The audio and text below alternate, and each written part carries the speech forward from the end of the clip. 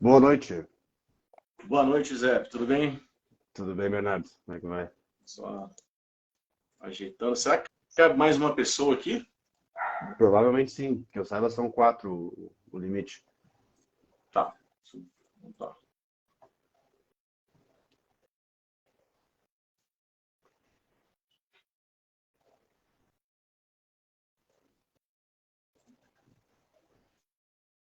Tô Boa achando que noite a aí. todos aí.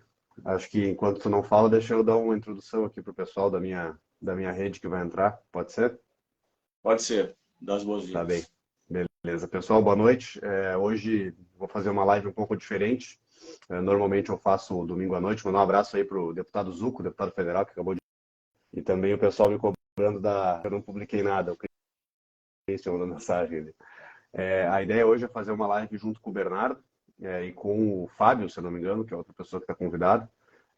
Eles vão falar um pouco da perspectiva deles ali lá da Zona Franca de Manaus e o que está acontecendo lá. E eu vou entrar depois para falar sobre o assunto que ia ser o tema da minha live de hoje, que é a Zona Franca não, perdão, a reforma tributária, que foi aprovada em primeiro e segundo turno na Câmara dos Deputados essa semana. Eu estive lá presente, participei de todos os debates, participei do plenário, fiz o que foi possível ali para não deixar nada passar e foi o tema mais importante da semana e acredito que uma das reformas mais importantes do semestre. Claro que vai passar pelo Senado ainda, então tem alguma mudança que pode vir a acontecer e eu acredito que vão ter mudanças sim, acho que esse não é o texto final ainda, mas foi o que movimentou a política essa semana e como é o meu tema, né, eu como advogado e focado no tributário, é o assunto que mais me interessa. Então, o Bernardo me convidou para fazer isso em conjunto e eu estou aqui agora com ele para a gente fazer essa conversa aí na minha live do domingo, que vai acabar sendo junto com ele também, então a live é dele e minha nesse mesmo momento. Acho que é isso, Bernardo, que eu tinha para introduzir para a galera aí. Valeu. Isso aí. Boa noite a todos, todos os convidados dessa live. Vamos promover aqui um debate público, né? Reforma tributária, com uma pessoa que já está atuando em Brasília, junto com o deputado federal Marcelo Van Hatten. Mas eu gostaria, e é um prazer para mim, contextualizar a Zona Franca de Manaus, um, um regime de tributação especial no nosso Brasil e que tem uma característica vantajosa para o território nacional, mas que gera muita polêmica, sobretudo agora na Zona Franca, na reforma tributária, que vai passar a taxar no destino, né, vai gerar crédito de tributos no destino, né, e hoje que a gente tem esse regime de tributação na origem, né, não haveria por que haver Zona Franca de Manaus, segundo a proposta, se essa é realmente a proposta. Mas a proposta ela também entra com regime especial, né? E eu já não considero a Zona Franca de Manaus nesse imposto especial, tá? A Zona Franca de Manaus é uma área de incentivos fiscais, né? E que não é um regime, não é um imposto especial propriamente dito. Tem muita gente, eu vi algumas lives de pessoas falando que a Zona Franca de Manaus é um custeio para o Brasil, né? A gente tem que saber contextualizar, entender os termos, porque custear não significa. A Zona Franca de Manaus não significa custeio, a Zona Franca de Manaus significa incentivos fiscais para a produção, desenvolvimento, para a economia amazonense, para a ocupação de território e para o país, benefício para o país. Eu vou já provar esses fatos através de um estudo feito pela FGV, né? São raros os estudos sobre a Zona Franca de Manaus, mas a FGV fez um estudo muito especial sobre a Zona Franca de Manaus, o modelo competitivo da Zona Franca de Manaus e o quão é vantajoso para o Brasil. Vou falar algumas coisas, eu espero que essa live seja mais descontraída e não seja uma live muito chata, porque a gente vai falar de tributos hoje, a carga tributária hoje é tanto tributo que é um sufoco, né? E eu também não sou um tributarista, mas eu entendo bastante, já estou há 15 anos na indústria, então vamos falar sobre a Zona Franca de Manaus. Pessoal, para começar, a Zona Franca é um espaço delimitado, localizado em áreas distantes de grandes centros urbanos, com incentivos fiscais relacionados a taxas alfandegárias, né, reduz tributação, sobretudo para importação. Hoje, na nossa cadeia produtiva, a gente tem, quando a gente importa, a gente também paga IPI. É o famoso IPI importação, né? E exportação também. Então, uma Zona Franca é formada com políticas voltadas de acordo com a carga tributária do país, correto? E o objetivo de uma Zona Franca é trazer o desenvolvimento econômico, atrair investidores de outras partes do mundo. Esse era o propósito da Zona Franca de Manaus em 1967, na sua fundação, na sua oficialização em Brasília, né, quando os militares falaram, olha, a gente não adianta só conquistar a Amazônia, é preciso manter a Amazônia, né? Vamos fazer uma ocupação, né, desenvolver uma indústria para que a gente povoe a região, tá certo? Então a Zona Franca de Manaus surgiu em uma época que o Brasil era fechado, né, era um país fechado, e fez de Manaus uma febre na aquisição de novidades de produtos eletrônicos. Ela iniciou com importação direta de produtos e formava filas em hotéis no aeroporto de Manaus, com muita gente dos grandes centros para comprar as novidades eletrônicas e levar para o sul e sudeste do país, correto? Os militares precisavam não só fincar a estaca, mas permanecer na região. E aí algumas características de Zona Franca, que são benefícios fiscais, fácil armazenamento, pontos geográficos estratégicos. Se a gente observar, Manaus é um local mais próximo em relação a outros países do que o Rio Grande do Sul propriamente dito, né? Mas carece de uma logística, a gente vai falar desse ponto também. Tá? Um dos pontos fracos da Zona Franca de Manaus é a malha logística, que não atende ao país de maneira mais competitiva. Todo produto que é produzido aqui na Zona Franca de Manaus, ele tem uma tabela de custo, da qual ela fala, tem impostos, tem os insumos, impostos, tem o custo do frete, né, produção, e na questão logística, ela não é o ideal, ela poderia ser mais competitiva, o que poderia fazer a gente um dia, quem sabe, chegar à equidade tributária, tão falada por parlamentares como o próprio Marcel Van Hatten, né, que quando vai discutir uma reforma tributária, ele vê 2 deputados gaúchos e vê 8 deputados amazonenses, obviamente, defendendo a Zona Franca de Manaus, e com razão, né? Então, uma Zona Franca também é necessária uma existência de uma infraestrutura de alto nível. Hoje nós não temos essa infraestrutura de alto nível, foi o que eu acabei de falar. Né? Para poder escoar a produção de Manaus para os principais mercados consumidores ainda é custoso. A gente leva aí de navio 15 dias para chegar no Sudeste, em São Paulo, né, e outros mercados. E se a gente tivesse a BR-319, a gente poderia encurtar esse tempo para 4 dias, né, e além de aproveitar outros modais, tá certo? Vamos falar assim da Zona Franca, fazer uma linha do tempo bem rapidamente, eu não quero me estender, eu quero falar em meia hora no máximo, tá? Já passei 10 minutos, para poder passar a palavra para o José, porque eu tenho certeza que vai falar muitas coisas boas, não coisas boas, mas coisas interessantes sobre a reforma tributária, que a gente precisa estar sabendo. Vou começar em 1865. Pô, mas como assim surgiu em 1967? Ele está falando de 1865. O jornalista Tavares Bastos dizia que Manaus seria o empório de países amazônicos, com Porto Franco.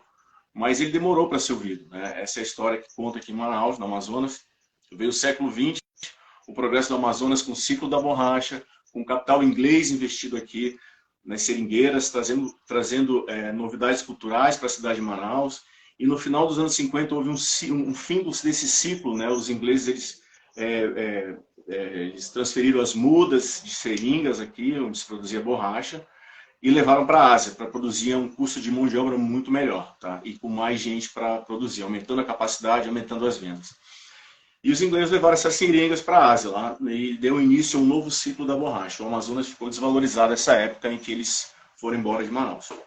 Aí, em 1951, aí teve algumas histórias, deputado Pereira da Silva, Francisco Pereira da Silva, aprovou um porto livre em Manaus. Aí esse porto serviu como uma zona de sustentação para algumas empresas, tá?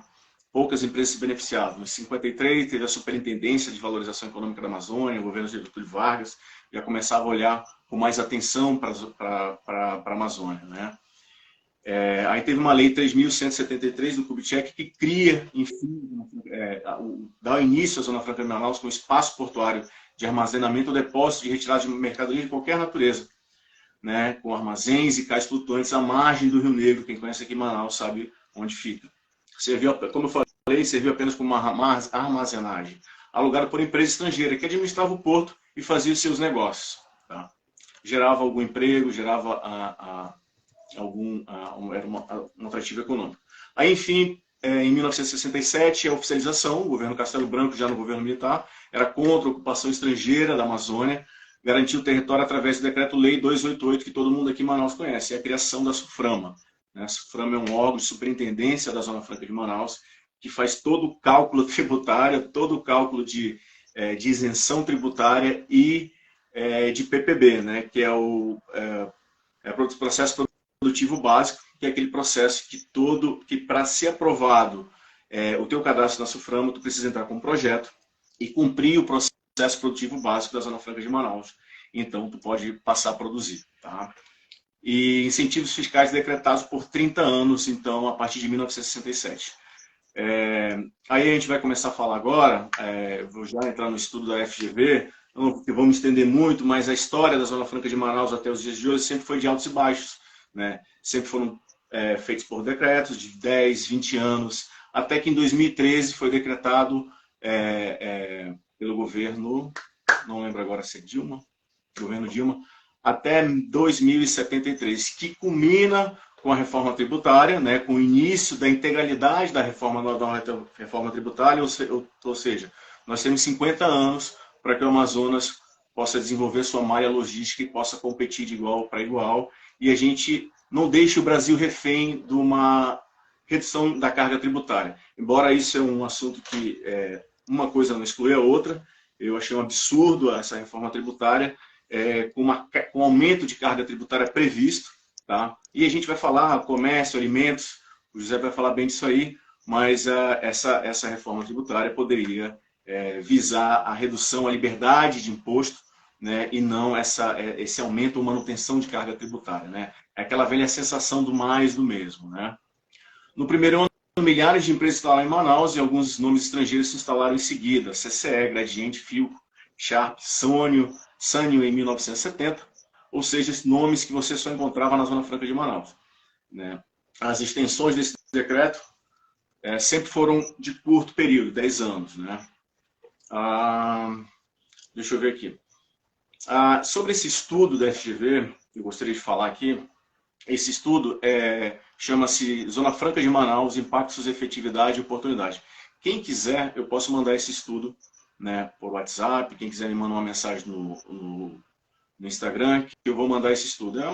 Está disponível para todo mundo. Quem quiser procurar no Google também, não tem problema. Tá? Foi publicado em abril de 2019 e ele faz análise desse modelo comparativo com outros modelos do Brasil. Né? E detecta que a Zona Franca de Manaus é o modelo mais competitivo que existe hoje. Tá?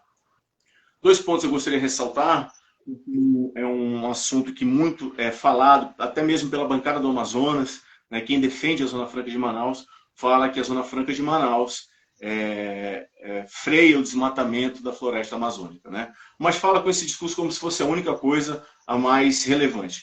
E é preciso cautela para a gente, quando a gente vai falar sobre isso, para a gente não ficar acomodado, achar que não, a Zona Franca de Manaus é suficiente, não precisamos abrir estradas, só a Zona Franca de Manaus é suficiente e a gente não vai desmatar mais nada. Não é por aí. O impacto disso é bem diferente, como apresenta o estudo. Tá? O que esse estudo pode concluir, e quem quiser eu mando, é que por meio de técnicas de pesquisa da FGV, a capacidade da Zona Franca de Manaus em reduzir o desmatamento é bem modesta, tá, gente? Contudo, a gente não pode refutar essa hipótese. Tá? A cada aumento de 1% na população ocupada dentro da atividade industrial da Zona Franca de Manaus, observou-se uma contração no desmatamento de 0,006%. Né? Então esse número por si fala que é uma capacidade de redução de desmatamento modesto. Tá? Ele não é tão positivo assim, tá certo? Então é discutível esse argumento. O outro argumento é o impacto da renúncia fiscal. Né? Há controvérsia sobre a Zona Franca de Manaus, e eu vou ler o estudo aqui, que constitui verdadeiramente um gasto tributário ou uma renúncia fiscal, já que se trata de uma escolha constitucional, né? Está previsto em Constituição até 2073, e que configura toda a estrutura da República Federativa do Brasil, ao contrário de verdadeiras renúncias tributárias que a gente tem no Brasil, né? Que dizem respeito à competência do Poder Executivo de propor leis que reduzem a carga tributária normal e geral. Né? Adicionalmente, o conceito de gasto tributário imputado à Zona Franca de Manaus tem viés sobre estimação, né? O Brasil custeia a Zona Franca de Manaus, o governo federal custeia. Não é assim, custeio não significa isso. Existe sim a renúncia fiscal, mas que gera atividade econômica e contribui, o estudo mesmo fala que contribui até mesmo para o déficit da balança comercial. Muitos produtos hoje que são isentos de imposto de importação, se fossem importados em outra parte do Brasil, toda a cadeia produtiva que existe aqui, por exemplo, de moto, ar-condicionado e TVs, ficaria a cargo de outros países, de outros estados para importar isso aí. Tecnologia que nós não desenvolvemos, né? Tem muitos componentes eletrônicos, são commodities muito pequenas, muito bem elaboradas. Inclusive, eu abro um parêntese, o minério é exportado, é levado para países desenvolvidos, eles montam esses componentes eletrônicos e depois nós compramos de volta essas commodities. A memória é um desses componentes, tá? Então, se a gente fosse importar toda essa cadeia tributária que o Amazonas importa hoje, toda essa cadeia de produção, desculpa, que o Amazonas importa hoje, se fosse importar em outras partes do país, isso com certeza elevaria o déficit fiscal da balança comercial, tá certo? A Receita Federal não faz qualquer menção no cômputo dos gastos tributários de mero deferimento do pagamento do imposto ou pagamento parcial. Então, não é bem assim falar que o governo federal custeia a Zona Franca de Manaus. Tá? Há ainda indícios de que gastos tributários são superestimados. Esse parece ser o caso quando se observa que as renúncias do IPI importação, né, quando a gente importa, a gente paga imposto de importação e paga IPI também, são superiores à renúncia de imposto de importação em alguns anos, tá? Sendo que o IPI importação é recuperável, as suas renúncias não poderiam ser superiores nem estar próximas às renúncias do imposto de importação, que não é recuperável. Portanto, tem muito produto da nossa indústria que a gente importa e que a gente não teria capacidade de produzir no nosso território, tá? A menos que a gente mudasse completamente essa configuração industrial do Brasil hoje, que a gente é basicamente um pátio de montagem de tecnologia estrangeira, tá? E a gente passasse a construir a nossa indústria de base. Isso era um argumento muito usado pelo Enéas, que o Brasil deveria abandonar, desembarcar desse modelo de pátio de montagem de tecnologia estrangeira e passar a investir na indústria de base, certo? Então, ainda complementando o estudo, indícios de que gastos tributários são superestimados, tá? Isso aqui eu já li. Esse estudo mostra ainda, aí vem um fato interessante, que isso aqui foi defendido, acho que pelo deputado Fausto Júnior, aqui no Amazonas, deputado federal. Ele falou que a cada R$1 gasto num projeto para a Zona Franca de Manaus, mais de R$1 retorna em renda para a região. Vale lembrar que estudos similares para o caso dos gastos governamentais do Brasil apontam para valores de multiplicador fiscal próximo a zero. A cada R$1 de renúncia em outros estados, não retorna quase nada para aquela região. Então, a Zona Franca de Manaus é um modelo para o Brasil. Tá? Derivados destes estudos promovidos pela FGV e de visita técnica à região, pode-se observar que se trata de um modelo de incentivos fiscais sob forte risco de desmonte de grande parte do seu território industrial. E aí mora o perigo. Tá? Se medidas não forem conduzidas na direção para o seu aperfeiçoamento. Como eu falei, a nossa malha logística hoje ela tem uma capacidade muito reduzida para o que a gente poderia nos tornar mais competitivos. As consequências socioeconômicas e ambientais de eventual desestruturação do polo industrial do Amazonas, sobretudo se não fizer nada até 2073, se o Amazonas não se libertar desse isolamento, os prejuízos vão ser incalculáveis, como forte perda de emprego formal, queda relevante da renda na região e redução de arrecadação tributária para todos os níveis federativos e potencial impacto de piora na educação e até mesmo desmatamento da floresta. Aí sim, haveria um desmatamento brutal. Tá? Por fim, parece-nos importante manter a manutenção dos preceitos constitucionais para não colocar em risco o parque industrial existente e que gera cerca de 500 mil empregos diretos e indiretos aqui na Zona Franca de Manaus, aqui na cidade de Manaus. O modelo do PIN poderia ser a base, o PIN é Polo Industrial de Manaus, poderia ser a base para o desenho de um programa mais amplo para todo o Amazonas. É fundamental a adoção de medidas voltadas para o fortalecimento do desenvolvimento regional, baseado nos seguintes parâmetros: ampliar a contribuição da região nas exportações brasileiras, que hoje é baixo. A gente produz basicamente para o comércio brasileiro. Tá? Melhoria de infraestrutura portuária, ferroviária, rodoviária, fluvial, telecomunicações, destinar recursos em pesquisa, desenvolvimento e tecnologia, em atividades baseadas em recursos naturais da região e em formação técnica profissional de excelência. Hoje a gente tem o CBA, que é o Centro de Biotecnologia da Amazônia. Surgiu em 2002 aqui em Manaus, ficou por 10 anos ou mais parado e agora está aquecendo. Está realmente se empenhando em estudos, as pessoas que trabalham no CBA, os dirigentes do CBA, realmente estão fazendo um trabalho que agora a gente consegue ver alguma coisa. Mas ainda é muito incipiente, ainda não contribui para a economia. A biotecnologia está se formando agora, tá? O mercado de biotecnologia, pelo menos aqui na nossa região. Desenvolver as atividades produtivas do interior do estado, estimulando projetos baseados em recursos minerais, que é muito rico o Amazonas, potássio, gás, bauxita, nióbio, importantes para o fomento de novos polos econômicos, fertilizantes, metalúrgica, químico, a nossa indústria de base, aquilo que eu vinha falando, né? E em recursos naturais, voltados para o desenvolvimento de polos de alimentação, higiene pessoal, perfumaria, produtos químicos e cosméticos. Tá? Explorar o turismo é muito importante, né? Hoje, o turismo no Amazonas ainda está aquém de ser um polo que aparece ali no gráfico. O turismo representa uns por cento. Hoje a agropecuária representa 3% do PIB do Amazonas. Né? Vou já falar sobre esses números. O turismo quase não aparece. Então tem muita ação a ser feita. Tá? Aí eu não vou falar sobre de 1975 em diante, eu já falei mais ou menos como ficou a Zona Franca de Manaus, e até que em 2013 o incentivo foi prorrogado até 2073, tá certo? Eu vou falar bem rapidamente sobre os incentivos federais e estaduais, tá?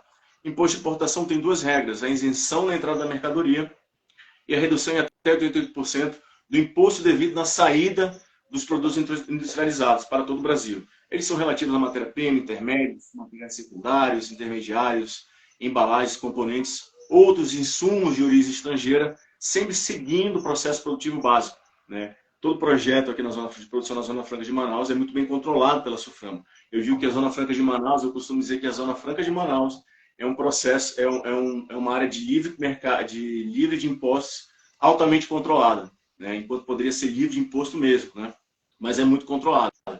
Então, esse PPB, que é o processo produtivo básico, são etapas fabris mínimas necessárias a cumprir para fabricar determinado produto de bens de informática, telecomunicações e automação. Tá? A lei da informática foi criada, acho que no governo militar ainda. Como uma das contrapartidas aos benefícios fiscais estabelecidos por lei. Os PPBs são estabelecidos por meio de portarias interministeriais, então é todo um empenho para se implementar um PPB. Dentro das grandes empresas, os coreanos e japoneses, é uma equipe muito grande que trabalha na área fiscal. Então, essas pessoas trabalham muito forte sobre o controle do PPB. Inclusive, essas grandes empresas elas já criam um setor institucional, aquele setor que lida diretamente com a SUFRAMA, né, e com o Brasil, certo? Já avançando rapidamente, para não tomar muito tempo, aí a gente tem o imposto de importação, eu já falei sobre as isenções, e o IPI, que são 3 regras básicas: a suspensão convertida em isenção para produtos importados. Quando tu importa, tu também paga IPI. Tá? Aí tem que ser destinado para consumo interno, utilização da industrialização dos produtos, pesca e agropecuária estão inclusos. Tá? E a instalação também de operações industriais e serviços de qualquer natureza estocados para exportação. Também tem isenção como segunda regra sobre produtos nacionais. Né? Quem vende para a Zona Franca de Manaus, né, se a gente comprar de outros estados, a empresa que está na Zona Franca de Manaus não paga o IPI, é isento, tá bom? Também sobre as mesmas regras, consumo, utilização e industrialização. Remetido por intermédio de entrepostos, a Amazônia Ocidental também é válida essa regra. E a terceira regra, mais uma isenção, no caso, nem imposto, nem outros estados, mas a industrialização local, né? Se tiver o cadastro SUFRAMA, ela não paga o imposto de produtos sobre produtos industrializados. Claro, são todos projetos aprovados pela Superintendência da Zona Franca de Manaus. Tá certo? Aí tem várias regrinhas, 5% de faturamento bruto obtido de venda dos bens para os locais, após a dedução de imposto, tem que se investir em atividade de P&D. Né? Quem se cria aqui, quem forma uma empresa local e pensa em fornecer para a Zona Franca de Manaus, tem que destinar 5% desse faturamento para P&D, tá certo?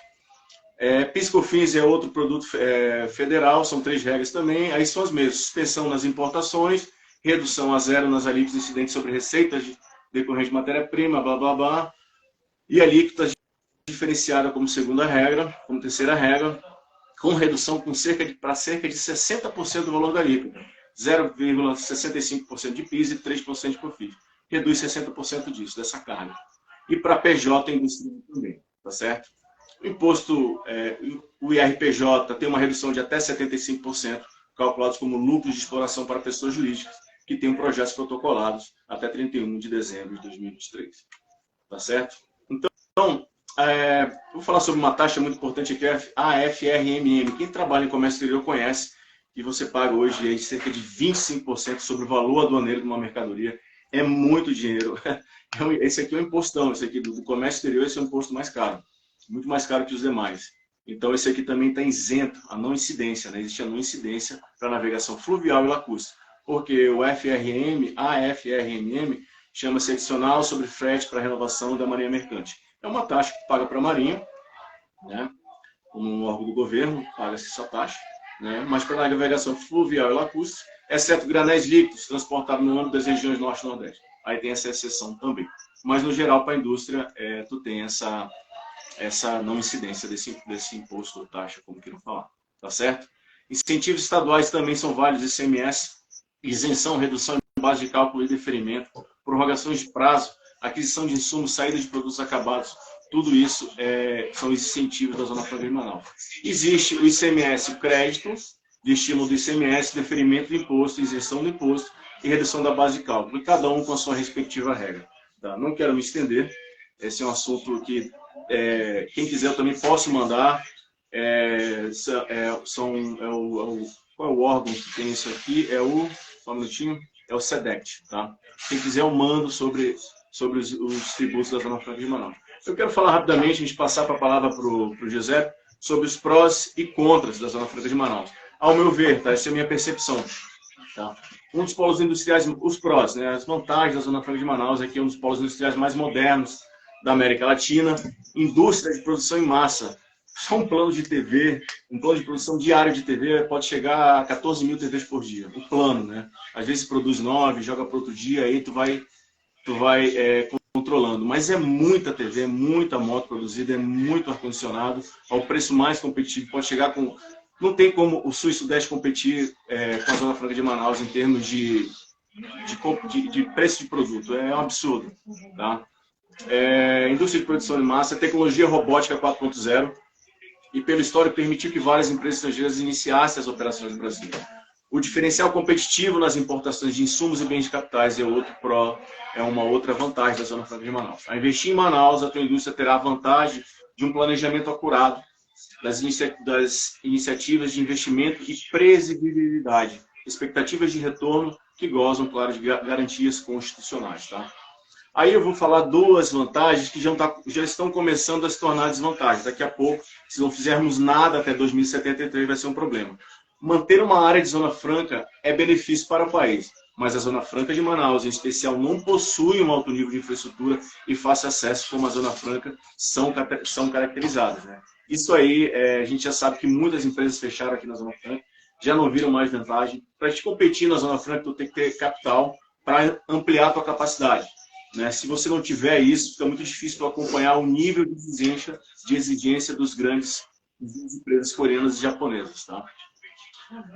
A crítica da renúncia fiscal é enviesada, é esvaziada por um lado, pois isso é convertido diretamente na economia do país, conforme os estudos da FGV, mas válida por outro, pois o Brasil fica refém de uma reforma tributária igualitária. Isso eu faço questão de deixar claro isso aqui. Tá? Os contras é que várias empresas já saíram da região e até do Brasil por não verem mais vantagem na questão dos incentivos fiscais, pois a região carece de infraestrutura logística. Possui um porto e um aeroporto desde a sua criação. Para competir, você precisa de alto nível de capital, como eu acabei de falar, para expandir sua capacidade de produção e qualidade e acompanhar o plano de produção dos gigantes japoneses e coreanos. Senão, tu não entra no pool de fornecedores desses grandes. Muitos produtos chegando da China semi-acabados só para colocar o selo, produzido no Polo Industrial de Manaus, e receber isenção tributária, abrindo concorrência desleal com a indústria nacional. Aí sim é válida a reclamação. Né? O Amazonas virou dependente da Zona Franca de Manaus. Quando ela vai mal, obviamente a economia vai mal, cai a arrecadação, né? Por não dispor de modais de transporte, é perigoso, pois a Zona Franca de Manaus começa a enfrentar concorrência, né? Na cadeia de custo de outras regiões, a exemplo do Rio Grande do Sul, em que os deputados já estão articulando a privatização de certos trechos da indústria para escoar os seus produtos. E aí vai ficar realmente difícil competir. Tá? O transporte ferroviário é absurdamente mais barato, inclusive para o transporte fluvial. Se não houvesse a Zona Franca de Manaus, estaremos importando toda essa cadeia produtiva, como eu já disse, né? Ar-condicionado, TV e motocicleta do exterior, aumentando o déficit da economia brasileira, da balança comercial. Aí eu digo, a gente entra agora nesse cenário de reforma tributária, vou já passar a palavra para o Giuseppe, diante desse novo cenário de reforma tributária, como seria possível migrar de regime da Zona Franca de Manaus para esse novo contexto de reforma tributária? A bancada amazonense se reuniu essa semana em Brasília, né, todos os deputados, mais o governador, e 3 pontos foram propostos. Tá? Vamos lá. Eles serão estudados pelo Ministério da Fazenda, né, pelo Haddad, tratamento diferenciado para alcançar o viés competitivo. Né? O primeiro fala de competitividade, em cumprimento à Constituição. Tá, a Constituição, vamos cobrar.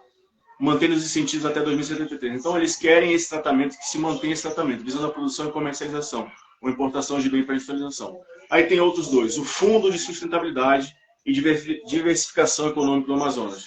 Aí eles vão pedir o quê? Recursos da União. E aí vai causar aquela polêmica em Brasília, né? Principalmente dos estados mais ricos. Os recursos da União, eles querem 40% para recompor as perdas de receita com a mudança do regime de tributação. E 60% destinados à criação de novas matrizes. Então, 40% vai ser aí sim, vai ser um subsídio, vai ser um custeio, e aí vai ser vergonhoso. Né? E 60% destinado para novas matrizes econômicas. Até aí, tudo bem. Mas 40% para recompor as perdas e você não fazer nada até 2073, não vai ter lógica. Tá? Aí sim vai ser um pedinte. Né? A gente vai pedir migalhas. Tá? Diferencial competitivo, as áreas de livre comércio. A proposta fala em assegurar os mecanismos necessários para manter o diferencial competitivo. Né? Comercialização e bens, eu já falei. Mas não fala tanto como vai garantir as áreas de livre comércio. Aí tem aqui 7 áreas de livre comércio na Zona Franca. Tem Tabatinga, no Amazonas, Guarajara-Mirim, em Rondônia, tem Macapá, Santana, Basileia, Cruzeiro do Sul, no Acre, Boa Vista e Bonfim, em Roraima. Tá? Atualmente, eu só vou falar o PIB do Amazonas é o 10º PIB do país. O Amazonas, inclusive, é o 15º PIB do país. Tá? Embora Manaus tenha uma arrecadação que está entre os 5 municípios que mais arrecadam imposto aqui, né, que mais arrecada. Então, mas o Amazonas em si, por ser isolado, interior, não haver economia, opções econômicas, deixa o Amazonas em 15ª posição. São Paulo é primeiro com 1,3 trilhões. Só para deixar claro, o Amazonas arrecadou em 2022 149 bilhões, São Paulo 1,3 trilhões e o estado do Rio Grande do Sul, o teu estado, ficou em 4º e 5º, o maior PIB com 594 bilhões. Tá? E aí aqui por setores, o comércio representa 47% dessa participação de arrecadação, a indústria é 30%, de impostos é 18%, tá? E a agropecuária é 3%, o turismo não aparece. Pode estar aqui entre comércio e serviço, mas se fosse forte, apareceria. Né? Esses dados são do IBGE e da SEDECT, tá certo?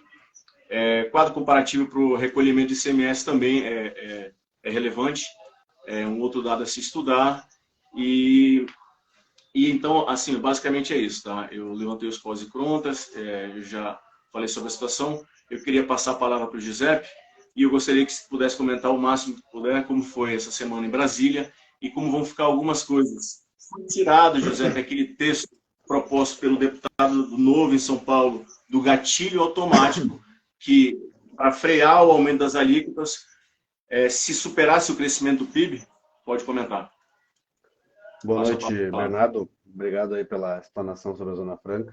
Bastantes detalhes históricos, inclusive, de como funciona. Eu participei em Brasília essa semana e, na verdade, esses últimos 6 meses sobre a reforma tributária, né? E ela, apesar de ter sido um texto criado lá em 2019, o debate todo foi feito com base num texto e, no final das contas, a gente acabou aprovando outro texto que me causou, e para alguns deputados do Novo e outros deputados também, muito incômodo, porque não é possível que a gente passe 4 anos debatendo um texto para ele mudar nas últimas semanas e, inclusive, mudar na última hora. E isso é bem problemático. Toda essa alteração tributária que o Brasil está passando é fundamental para que o país se desenvolva, é óbvio. Mas isso tem que ser debatido com as cartas na mesa, as coisas têm que ser claras para que a gente compreenda aquilo que está acontecendo. A reforma tributária foi aprovada na Câmara em primeiro e segundo turno, com algumas premissas. E, no meu entendimento, são premissas boas, mas que no texto tem algumas exceções que acabam fugindo à regra e, na minha visão, acabam não fazendo tanto sentido assim. O principal ponto tu mencionou aí que a Zona Franca não tem cobrança de PIS, COFINS, IPI, etc., né? Esses impostos vão acabar, eles não vão existir mais. O PIS e o COFINS vão se tornar uma contribuição só, que é a CBS, Contribuição de Bens e Serviços, cobrada pela União, e os impostos estaduais e o imposto municipal, né, o ICMS e o ISS, o Imposto de Circulação de Mercadorias e Serviços e o Imposto sobre Serviços, vai virar uma coisa só, que é o IBS. E também o IPI vai ser convertido no IS, Imposto Seletivo, para conseguir evitar atividades que prejudiquem o meio ambiente e alguma coisa que venha causar dano à saúde. Por que eu acho que isso é bom e ruim ao mesmo tempo? Tá? Se a pessoa me perguntar o que tu achou da reforma tributária, é um sentimento, digamos, agridoce. Pontos bons e pontos ruins. Ponto bom, a gente simplifica o negócio, né? Ó, são esses 3 impostos aqui, é isso aqui que tem que pagar, a alíquota é essa e está resolvido. Ponto negativo, primeiro que tem muito regime especial e acaba gerando ainda as incertezas que nós temos hoje. Segundo é que a gente tem alíquotas diferenciadas que acaba gerando também não tanta simplicidade assim, porque existem exceções no sistema. E terceiro, que o texto foi aprovado no último momento, não deu nem tempo de ver tudo. Então, o que eu acredito é que a gente pode vir a ter, sim, bons frutos dessa reforma, mas também existem alguns riscos que ela está trazendo que a gente ainda desconhece e nós precisamos de tempo ainda para entender o que vai acontecer. Outro ponto negativo que eu considero bem problemático é que é uma reforma sobre impostos de consumo, mas no meio disso inseriram impostos que não são sobre consumo. E isso me preocupa. Inseriram lá IPVA, Imposto sobre produtos de veículos automotores, Imposto sobre veículos automotores, propriedade de veículos automotores, né, sobre imposto de carro, etc. Inseriram lá no meio IPTU, o Imposto Municipal de Pagamento da Propriedade de casas, apartamentos, etc. E inseriram também o ITCD, o Imposto de Transmissão, Causa, Morte e Doação. Por qual motivo uma reforma de consumo insere esse tipo de alteração em outros tributos? Ainda mais para dar um pouco mais de poder para o governo e um pouco mais de possibilidade de aumento de alíquota. Eu fiquei um pouco preocupado com esse ponto. E também algumas alterações que me parecem benéficas é a mudança de cobrança para o destino, né? A partir de agora cobrar a cobrança do tributo no destino, para o recurso ficar no local onde é consumido e não meramente no local onde é produzido. E mais um ponto que me parece positivo é a questão do amplo crédito, o valor agregado. Ou seja, a gente para com essa bagunça do crédito hoje, que é um creditamento quando eu compro um produto para utilizar o crédito daquele imposto que eu já paguei na compra daquele produto, tem milhares de exceções no Brasil e isso gera uma complexidade brutal. E o investidor estrangeiro quer fugir um pouco disso. Ele está acostumado com um sistema onde o crédito é mais fácil de adquirir. Então, assim, em linhas gerais, assim, para dar só um resumo do que aconteceu em Brasília, é um debate muito rápido, muito assodado, texto final no último momento. A gente terminou de debater isso às 2h30 da manhã, 2 da manhã da sexta-feira, e com um texto que apareceu às 7 da noite. Ou seja, tem pontos positivos, mas também tem alguns pontos de preocupação para a gente não esquecer. Acho que eu começo por aí. Muito bacana, muito bacana. Eu acompanhei a discussão do texto e realmente não deu tempo, tá? Eu achei muito coerente o voto dos deputados que votaram não, né? Entendo o lado dos governadores que têm estados com forte produção industrial, como São Paulo e Minas, né? E que agora, a partir de agora a gente vai passar a discutir leis complementares. Como é que vai funcionar isso? As discussões de leis complementares. O que tudo isso pode resultar? Tem a questão do conselhão, tem a questão das decisões de destino dos recursos. Como é que tu vê esse lado aí? Bom, começando pelas leis complementares, toda essa mudança que aconteceu não, que foi aprovada na Câmara, vamos deixar bem claro que foi só a primeira parte da alteração constitucional, né? Toda essa alteração, ela é meramente constitucional, são apenas alterações na Constituição e nas disposições transitórias da Constituição. Agora vai para o Senado e o Senado pode aprovar do jeito que está, e aí está sacramentado, ou pode fazer alterações e aí isso faria uma volta para a Câmara ainda, ou seja, as coisas estão recém começando. tem muita coisa ali na legislação tributária que se remete a normas infraconstitucionais, se remete à legislação infraconstitucional que não está na Constituição, ou seja, leis complementares e leis ordinárias. Tem muita coisa ali que ainda diz que vai ser regulamentada em detalhes por lei complementar. Porque a técnica jurídica e legislativa, pelo menos a boa técnica que eu acredito também, e pelo visto se acreditou um pouco ali no Congresso, é que não se pode colocar toda a legislação dentro da Constituição.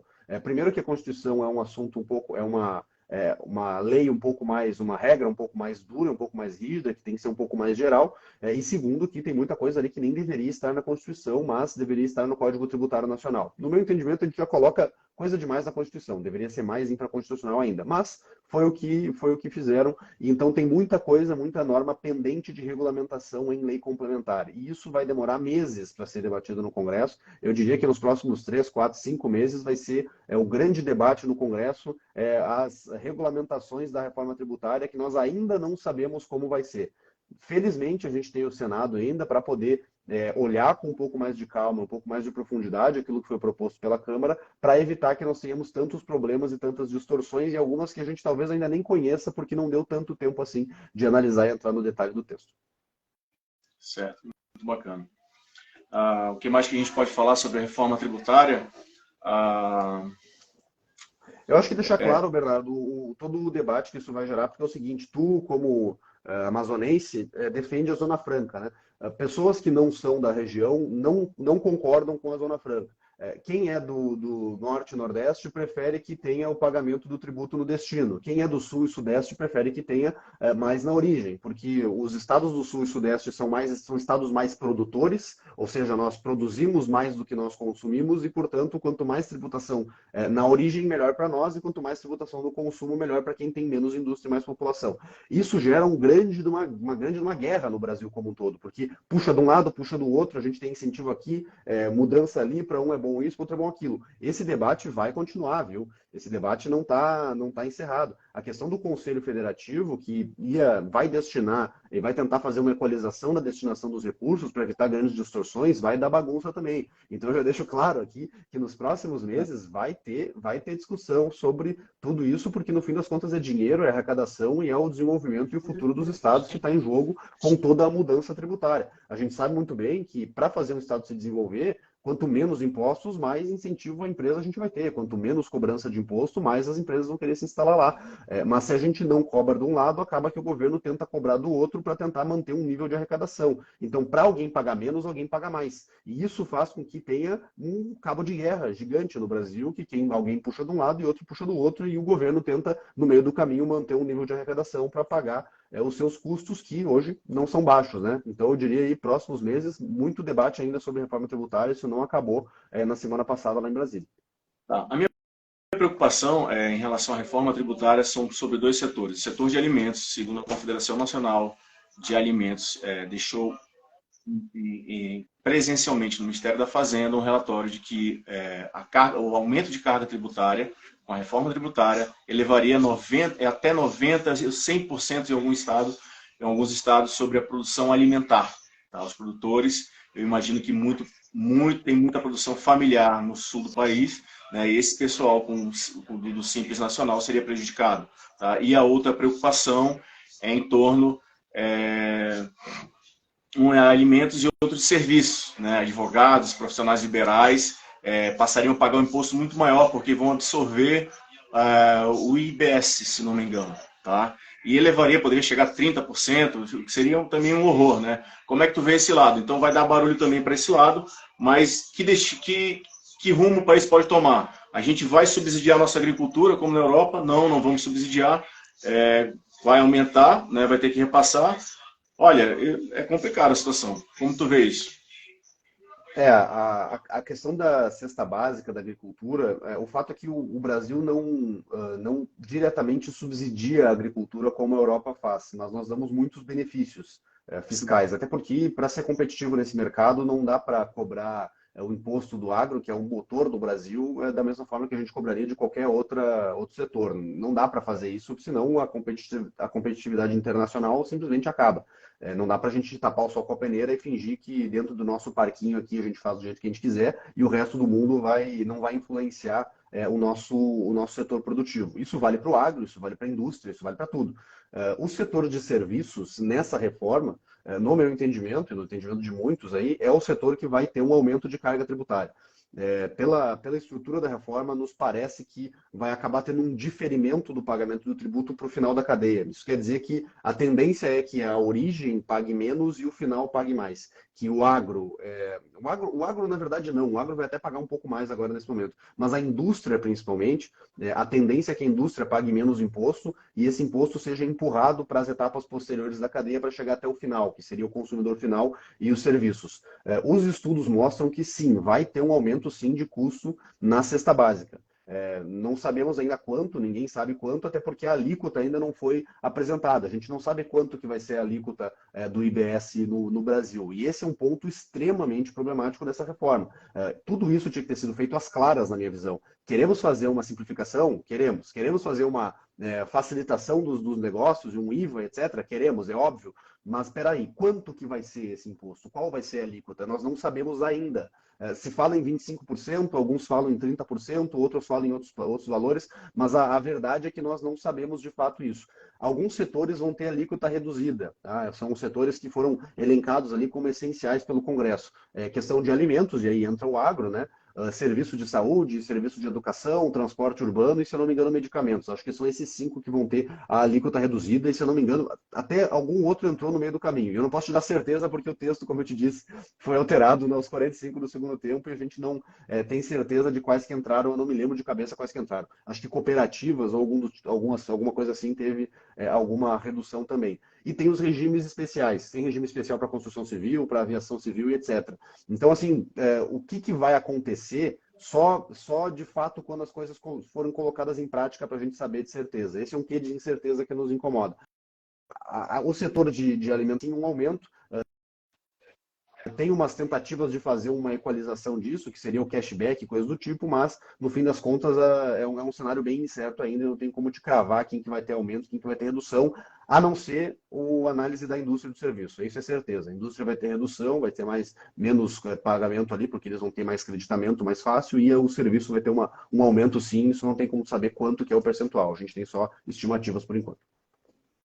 Vai ser complicado. É o cashback, várias nuances da reforma tributária, vai levar a essa discussão ampla, mais trabalho em Brasília. É complicado. Deixa eu te perguntar, como votou a bancada gaúcha? Aqui no Amazonas, dos 8 deputados, 1 votou contra e os demais votaram a favor. Muito provavelmente por orientação dos partidos políticos, obviamente. Como votou no Rio Grande do Sul? A bancada gaúcha foi em maioria favorável.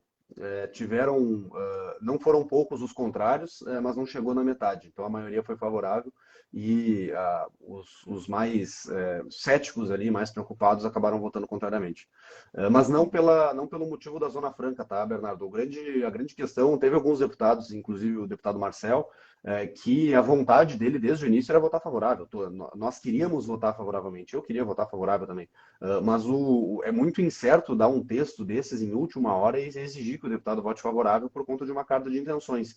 Então, nessa reforma, sinceramente, eu não julgo quem votou a favor e não julgo quem votou contra. Eu acho que tem argumentos muito fortes para ambos os lados e não dá para crucificar quem foi contra ou crucificar quem foi a favor. Depende do ponto de vista, depende do nível de esperança que essa pessoa tem com a alteração tributária. Eu, particularmente, sou extremamente esperançoso que isso vai trazer simplificação, mas eu sou extremamente cético com a não apresentação de alíquota e com os regimes especiais e as reduções ali e as possibilidades de aumento de imposto, como, por exemplo, o imposto seletivo. Eu estou muito preocupado com esse imposto seletivo. Ele está muito amplo ali na lei. Diz ali que o imposto seletivo ele vai ser estabelecido primeiro por decreto do governo federal, que está na regra lá do artigo 153 da Constituição, se eu não me engano, que estabelece ali IOF, IPI e assim por diante, que é por decreto. E ele pode ser estabelecido em produtos, serviços que causem dano ao meio ambiente ou dano à saúde. Ora, dano ao meio ambiente e dano à saúde são coisas extremamente amplas. Não tenho como não tem uma definição clara do que é dano ao meio ambiente e o que é dano à saúde. Qualquer atividade econômica, se levar ao pé da letra, causa causa dano ao meio ambiente. Qualquer tipo de produto ou serviço, se tu levar ao pé da letra, pode vir a causar dano à saúde. Isso é muito amplo, é muito difícil de tu conseguir dar essa liberdade toda para o governo federal. Não existe ali também um teto de alíquota. Então, assim, exagerando, mas se quiser colocar uma alíquota de 90%, 80%, 70%, basta a lei complementar autorizar isso. Então, nós temos que ficar muito atentos com essa regulamentação aí do imposto seletivo, que pode vir a ser um problema sim e um instrumento até de controle de alguns setores. Com certeza, vai haver muito controle, né? Esse é o viés desse governo, é controlar mesmo, deixar novamente as decisões ficam cada vez mais centralizadas, não se discutir liberdade de imposto. A minha preocupação é o Amazonas, eu realmente me preocupo com o Amazonas. Eu acho que é tempo de formar novos líderes aqui do Amazonas, tá? Parlamentares que debatem em alto nível, não que esses não sejam, mas a gente precisa elevar o nível do debate aqui do Amazonas. A gente precisa sair desse isolamento, a gente precisa terminar o BR-309. Se necessário, interestadualizar essa rodovia, tirar das mãos de Brasília, é algo que é muito difícil, mas mais difícil do que isso é ouvir um sim do governo federal, ouvir um sim da Marina Silva e continuar esse embargo sobre a 319, que causou muitos danos ao estado do Amazonas, sobretudo na pandemia. E a gente vai precisar diversificar a nossa estrutura logística com portos, mais 2 aeroportos, e aí sim estar preparado para 2073, quando essa reforma vai passar a vigorar em 100% sobre a cobrança do valor no destino. E eu queria te fazer uma pergunta. A cada ano vai ser 2% do destino, da origem para o destino, somando 100% até em 50 anos, como é que fica o prazo? Olha, pelo último texto não é bem assim, tá? Pelo último texto se mantém a Zona Franca de Manaus, isso da minha análise, da minha leitura, tá? Mas a transição é feita de forma bem mais rápida, são 7 anos de transição, que é a Certo. transição do IBS e do CBS. Isso, a transição dos 50 anos é a transição para o ente federativo, é para a arrecadação do Estado e do município, e não para a empresa. A empresa, quando ela for pagar o tributo, são 7 anos de transição, começa em 2025 e vai até 2032 ou 2031. Só que isso foi na última hora ali, então o detalhamento acho que só é nessa próxima semana para a gente conseguir compreender de fato como que vai acontecer. Mas tem duas transições, tá? É uma transição para as empresas e outra transição para os entes federativos, estados e municípios. Uhum, bacana. Ok, está próximo aí de 1 hora de live. Gostaria de falar mais alguma coisa? Tu sempre faz lives aos domingos para o teu público e eu acho que essa estava programada para ser reforma tributária mesmo, né? Isso. Essa de hoje eu ia falar sobre reforma tributária, ia contar como que as coisas aconteceram. Acho que foi bom de trazer uma perspectiva tua também aí de como que tu pensa, a tua visão sobre a Zona Franca. Eu particularmente tenho minhas críticas à Zona Franca, te falei antes da gente começar, né? Mas acho que é legal de ver uma defesa também é sempre bom ver os dois lados de como as coisas funcionam. Tem muita gente que fala que a Zona Franca é estratégica para a região pelo fato de trazer uma população para uma região que dificilmente seria habitada se não tivesse um incentivo desses, e é um ambiente, um local até de segurança nacional, ter cidades estabelecidas e pessoas vivendo naquela região, né? Se não fosse isso, quem moraria em Manaus, quem moraria no Amazonas, no estado do Amazonas como um todo. Então, assim, eu sempre paro para ouvir, sempre quem defende uma coisa ou outra, porque não é tão simples assim, né? Isso aqui tem que acabar, isso aqui é bom, isso aqui é ruim, porque e acabou. Não, é bom de ver. E sobre a reforma, eu ia fazer essa visão dupla, né? Essa reforma que eu defendi por 4 anos, que eu defendo ainda que seja feita, desde que começou a ser debatida, quer dizer, desde que voltou a ser debatida em 2019, porque debate de reforma tributária a gente tem, eu acho, há 30 anos no Brasil. Muita gente comenta que foi a melhor que poderia ter, que seria o melhor, seria muito diferente disso, o ideal seria muito diferente disso, mas foi o que deu para fazer. Eu tenho a minha preocupação com as liberdades que foram colocadas ali para o governo e as alíquotas que podem ser estabelecidas sem que passe pela Câmara, pelo Congresso. Acho que o Brasil não ganha fazendo reforma com um texto colocado em última hora, com um texto escondido até o último momento, com negociação diretamente com o relator e sem a oportunidade dos deputados debaterem de fato durante meses aquele texto, aquela alíquota, como que é, mas foi da forma que foi, né? Então, acho que, em linhas gerais, assim, pode ser algo bom para o Brasil, mas pode ser algo que traz certas dificuldades no futuro.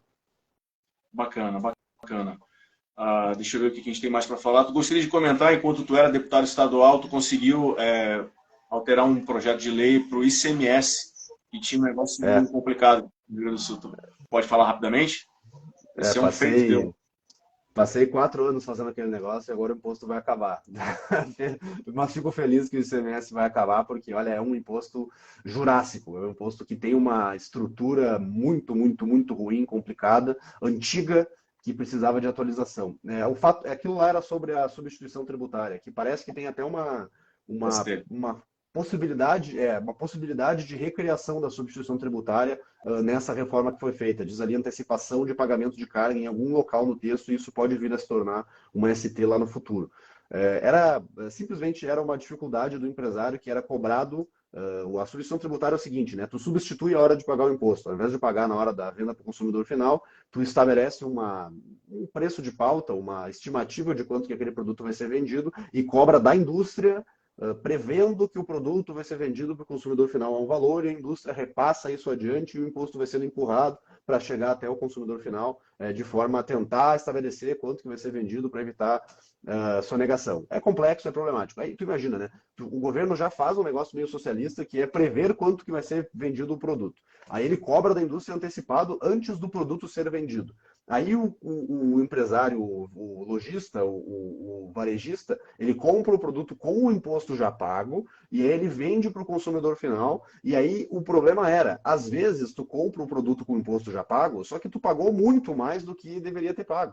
O governo acha que tu vai vender o produto, sei lá, a 100 pila e tu vendeu ele a 50 e cobrou imposto como se tivesse vendido a 100. Então tu imagina o problema que isso era, que isso gerava. Tem produtos que às vezes tu não consegue vender, tem produtos que às vezes tu tem que fazer uma promoção, tem produto que às vezes estraga, envelhece, quebra, é muita coisa que acontece no meio do caminho. E aí os empresários estavam sofrendo com isso, pagavam imposto antes, na hora de vender não dava certo. E aí a gente fez uma lei estabelecendo que, olha, quando isso acontece, o empresário ele pode escolher, ou ele vai lá pedir a restituição, né? E se vendeu acima ou vendeu abaixo, porque tem vezes que acontece o contrário, né? Tem vezes que tu vende abaixo daquilo que o governo previu, então tu pagou menos imposto. Ou acima daquilo que o governo previu, então tu paga menos imposto. Então a gente botou uma lei seguinte, ó, se tu vendeu acima ou abaixo, tu quer correr o risco de às vezes tu acertar, às vezes tu errar, às vezes tu tem um benefício, às vezes tem um prejuízo, é a escolha tua. Agora, se tu quiser voltar para o jeito anterior, que era, ó, tu comprou o produto ali, se tu vendeu acima ou abaixo, é risco teu e tu faz o que tu bem entender, né, a gente deu essa liberdade para o empresário. Então ficou bom, ficou legal, para as pessoas poderem escolher o que elas vão fazer. Felizmente isso vai acabar porque o ICMS vai acabar. Era uma burocracia extra lá que a gente conseguiu deixar melhor, mas agora com o IBS, acredito e espero que as coisas melhorem aí com o estabelecimento aí do IBS e do CBS, pelo menos é uma esperança que nós temos, mas nunca podemos esquecer que o Brasil tem uma grande capacidade de tornar bem problemático aquilo que era para ser simples. Não esqueçamos do Simples Nacional. Quando ele foi criado, era super pequeno, era super tranquilo de compreender e agora ele já está ficando meio complexo. Essa é a minha visão final aí da reforma. Bacana. Olha, infelizmente eu não consegui. Eu adicionei o Fábio aqui, é um filiado, inclusive, do Novo, em São Paulo, para participar. Ia dividir 3 telas aqui. Eu não consigo nem enxergar comentário aqui. Minha esposa botou uma Ah, estrutura é? de que está com uma luz muito clara, eu não consigo enxergar nem de óculos os comentários. Peço perdão para quem fez perguntas e a gente não pôde responder, mas perguntar no privado, faz direcionamento sobre reforma tributária, fala com o José, Zona Franca de Manaus. Fala comigo que eu posso ajudar a responder. Tranquilo, maravilha. É um prazer poder falar contigo aí, Bernardo. Quem quiser falar sobre a reforma ou sobre tributação como um todo, pode falar comigo. Eu trabalho com isso, atuo com isso, ajudo empresas a recuperar tributos que pagaram errado, que pagaram a mais, ajudo a fazer planejamento tributário, tudo que for envolvendo tributos aí, eu me envolvo. Claro que não tem como saber sobre tudo, mas a gente consegue dar uma boa de uma ajuda aí para quem fala do assunto e quem precisa dessa assessoria, que hoje no Brasil, empresa e empresário que não tem assessoria tributária, ou está pagando imposto errado, ou está pagando a mais, ou está deixando dinheiro na mesa e está perdendo oportunidades aí de poder ter mais competitividade no mercado. Show de bola. Obrigado pela live também, pela participação e uma boa semana de trabalho para ti em Brasília, no gabinete do deputado, e que vocês façam boas discussões a respeito da reforma tributária e muito trabalho pela frente a gente vai ter. Obrigado, Bernardo. Boa noite. Até a próxima. Boa noite, até a próxima. Tchau, tchau. Oi.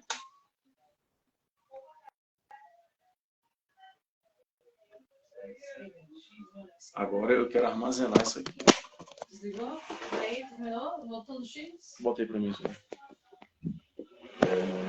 Grava ela. Grava isso.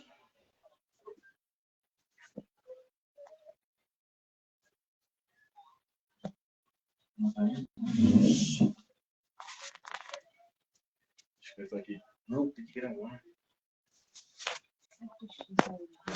Porra, cara, como é que a gente vai fazer isso aqui e gravar? Eu ouvi ainda. Gravar. 2 pontinhos. Compartilhar, ativar comentários. Como é que eu vou fazer isso aqui, cara? Desliga. Não, eu quero gravar esse vídeo, meu. Como é que eu faço isso aqui, cara? Me ajuda.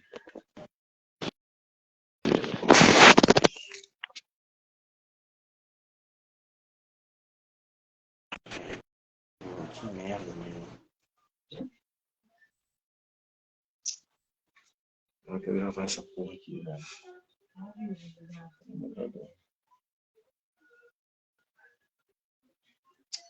E bosta isso aqui. Deixa eu trocar. Caralho, peraí. Do X? Peraí, não.